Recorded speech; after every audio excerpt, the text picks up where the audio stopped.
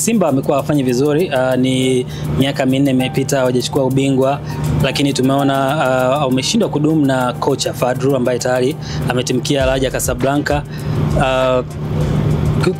Kutofanya vizuri kwenye ligi ya ndani, kuna matatizo ambayo yanaweza kama yamesababishwa na uongozi wao. Kuna vitu viwili ambavyo umeviongea. Moja, kutokufanya vizuri. Cha pili, kudumu na makocha. Kwa taarifa nilizonazo sio kwamba Simba walitaka kuachana na Fadlu Davis. Ni Fadlu ndo ambaye ametaka kuondoka ndani ya Simba. Ndio. Na sio kocha wa kwanza anataka kufanya hivyo. Benchika naye sio kwamba Simba ilimwacha Benchika, lakini Benchika alifikia mahala kaona yeye na Simba basi. Ndio. Benchika ni kocha mkubwa barani Afrika, kuna vitu vikubwa barani Afrika vikavifanya. Fadlu Davis bado ndo anautafuta huo ukubwa, bado ni mdogo, lakini unaiona potential yake. Na hata ambapo ameelekea Raja Casablanca, Morocco ni nchi kubwa ya kimpira barani Afrika. Kwa hiyo makocha wawili ambao wenye uzito mkubwa kwa mara 2 mfululizo wote wameona Simba sio sehemu salama kufanyia kazi na wameamua kwenda kwenye mazingira mengine. Hiyo peke yake inatosha kutuma message kwa uongozi wa Simba kwamba hali ilivyo saizi sio nzuri, inabidi wabadilike.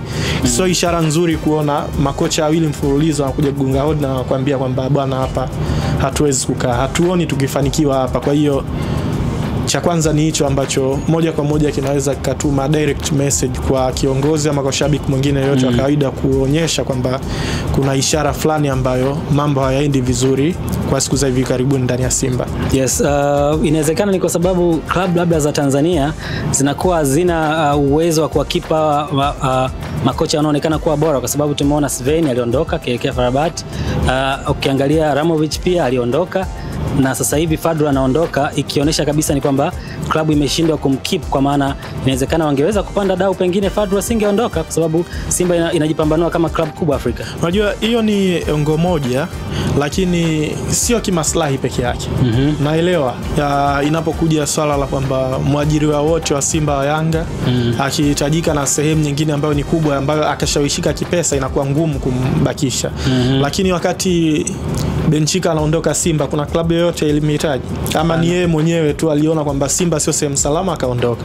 Na hata kwa Fadlu Davis, kwa ufanyaji kazi wa makocha, kwake yeye ingekuwa salama kuondoka baada tu ya msimu wa Simba kukamilika, angeenda kupata club nyingine, angefanya nao pre-season, angehusika kwenye masuala ya usajili, angefanya kazi vizuri.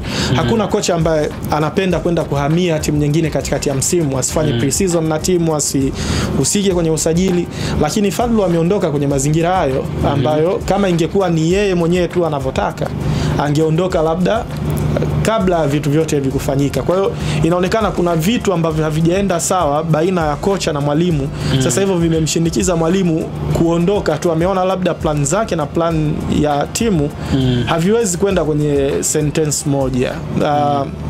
Kuna baadhi ya vitu inawezekana labda walihadiana, labda kiuongozi waliamini club itaenda kwenye direction hii, alafu anaona bado vitu haviendi kwenye mwenendo huo, basi kocha ameamua kuondoka.